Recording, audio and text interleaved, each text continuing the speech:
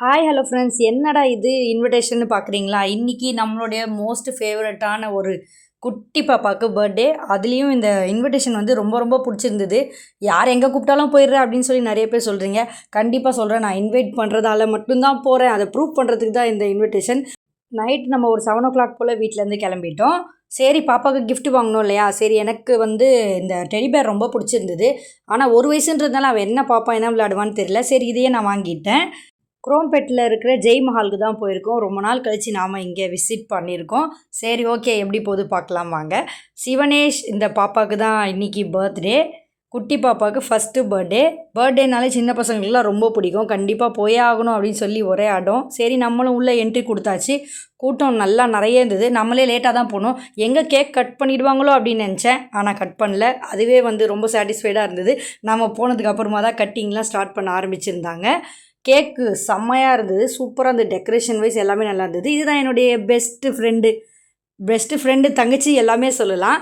குட்டி பாப்பா இவன் தான் சிவனேஷ் குட்டி. கண்டிப்பாக அவனுடைய பர்த்டேக்காக நான் ரொம்ப வெயிட் பண்ணிகிட்டு இருந்தேன். ஏன்னா அப்போ தான் நான் ஃப்ரெண்டை பார்க்க முடியும், அதனால தான். சரி, அதுக்கப்புறம் கேக் கட்டிங் ஆரம்பிச்சிட்டாங்க. எல்லோரும் நின்று கேக்லாம் கட் பண்ணி சாங்லாம் போட்டு சூப்பராக பண்ணியிருந்தாங்க. அந்த ஸ்டேஜ் டெக்கரேஷன்லேருந்து எல்லாமே பெர்ஃபெக்டாக இருந்தது. கேக் ஊட்ட குட்டி சாப்பிட்டுட்டே இருந்தான். நல்லா இருந்தது. அவன் கொஞ்சம் ரொம்ப நர்வஸ் ஆகிட்டான். எல்லோரும் நிறைய பேர் வந்திருந்தாங்க இல்லையா, கொஞ்சம் நர்வஸாக இருந்தான். இந்த கேக் வெட்டுற அந்த மூமெண்ட் மட்டும் நல்லா என்ஜாய்மெண்ட் பண்ணான். ஏன்னா அந்த மியூசிக்லாம் கேட்டுருந்தது இல்லையா, அது நல்லா இருந்துச்சு அவனுக்கு. கொஞ்ச நேரம் நல்லா தான் இருந்தான். அதுக்கப்புறம் தான் போக ரொம்ப பாப்பாவே வந்து டயர்ட் ஆகிட்டான். அவங்க ஃபேமிலி வரைக்கும் எல்லோரும் பர்த்டே கேக்லாம் வெட்டி செலிப்ரேஷன் பண்ணிட்டு இருந்தாங்க. நாம் போனதுக்கு ஒரு சின்னதாக ஒரு செல்ஃபி எடுக்கலனா எப்படி அப்படின்னு சொல்லி நம்ம ஹப்பி கூட செல்ஃபியும் எடுத்தாச்சு. அப்புறம் என்ன, பையனுக்கு சொந்தக்காரங்க எல்லாருமே இந்த செயின், மோதிரம், பிரேஸ்லைட்டு எல்லாம் நிறைய நகைலாம் வாங்கிட்டு வந்து கிஃப்டாக ப்ரெசென்ட் பண்ணிகிட்டு இருந்தாங்க. நெருங்கிய சொந்தங்கள் எப்போவுமே இப்படி தான் கிஃப்ட் பண்ணுவாங்க. அதுவே வந்து அது நல்ல ஒரு ஜாலியான மூமெண்ட் அப்படின்னு தான் சொல்லணும். அவங்க எல்லோரும் நிறைய கேக் கட்டிங் அப்புறம் முடிச்சிட்டு அப்புறம் எல்லோரும் அவங்கவுங்க வாங்கிட்டு வந்த கிஃப்ட்டு மொய் எல்லாமே வச்சு கொடுத்துட்டு இருந்தாங்க. நாம் ஒரு சைடு வந்து உக்காந்துட்டோம். எங்கள் எல்லோரும் ஏந்து போகணுன்னு தான் நமக்கு சீட்டே கிடச்சிது. ஏன்னா அவ்வளோ கூட்டமாக இருந்தது. சரி, நம்ம கொஞ்சம் வெயிட் பண்ணதுக்காக நம்ம ஒரு இடத்துல செட்டில் ஆகி உக்காந்துட்டோம். மண்டபம் சூப்பராக இருந்தது. ஃபுல் ஏசின்றனால செம்ம ஜில்லுன்னு. ஏற்கனவே நம்ம மழையில் பாதி நனைஞ்சிட்டு தான் போனோம்.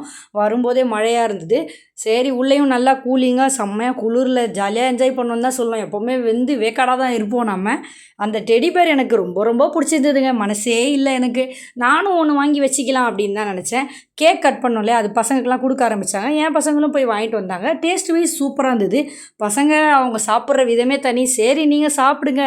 கொஞ்சோண்டு மட்டும் நான் எடுத்து சாப்பிட்டு டேஸ்ட் பண்ணி பார்த்தேன். செம்ம டேஸ்ட்டாக இருந்தது.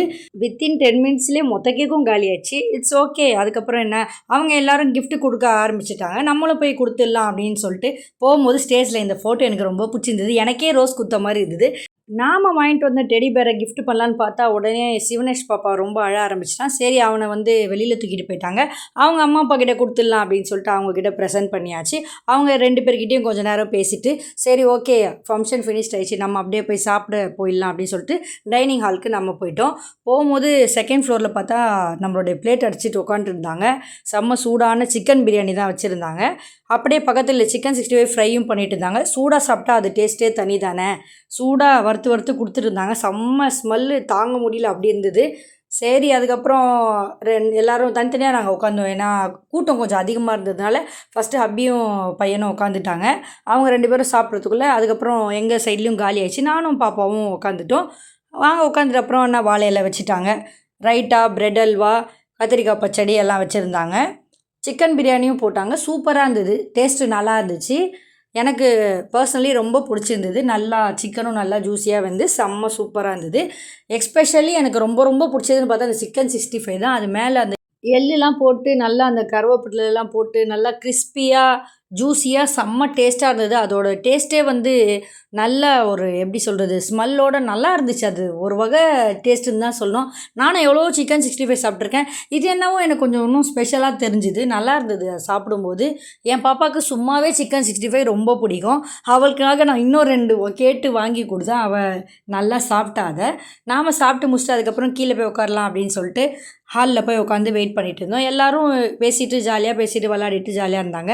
நம்மளும் கொஞ்ச நேரம் பேசலாம் அப்படின்னு சொல்லிட்டு ரொம்ப நேரம் உட்காந்து ஜாலியாக பேசிகிட்டு இருந்தோம். எல்லாம் ஸ்டேஜில் வந்து என்னென்னலாம் கொடுக்குறாங்க, கிஃப்ட்லாம் என்னென்ன பண்ணுறாங்க அப்படின்னு சொல்லிட்டு பார்த்துட்டே இருந்தேன். நீ விட்டா இப்படியே தான் பார்த்துட்டு இருப்ப. அதுக்கப்புறம் அங்கே மழை வந்துடும் அப்படின்னு சொல்லிட்டு ஹப்பி ரொம்ப ஃபோர்ஸ் பண்ண ஆரம்பித்தார். இட்ஸ் ஓகே, நம்மளும் அப்படியே கிளம்பலாம், டைம் ஆகிடுச்சி, 10:30 போல் ஆகிடுச்சி, வீட்டுக்கு கிளம்பலாம் அப்படின்னு சொல்லிட்டு அவங்க பாட்டியை பார்த்து ரொம்ப பேசினேன். நான் ரொம்ப நாள் ஆச்சு இந்த பாட்டியை பார்த்து. சரி இருந்தாலும் நம்ம வயசானவங்க கிட்ட கொஞ்சம் பேசிட்டு போகணும் அப்படின்னு நினச்சி அவங்ககிட்டையும் நான் போயிட்டு வரேன் அப்படின்னு சொல்லிட்டு ஃப்ரெண்டுக்கிட்டையும் அப்படியே சொல்லிவிட்டு அங்கேருந்து கிளம்பிட்டேன். வீடியோ பிடிச்சிருந்தா லைக் பண்ணுங்கள். நெக்ஸ்ட் vlogல பார்க்கலாம். தேங்க்ஸ் ஃபார் வாட்சிங். Tata, bye bye.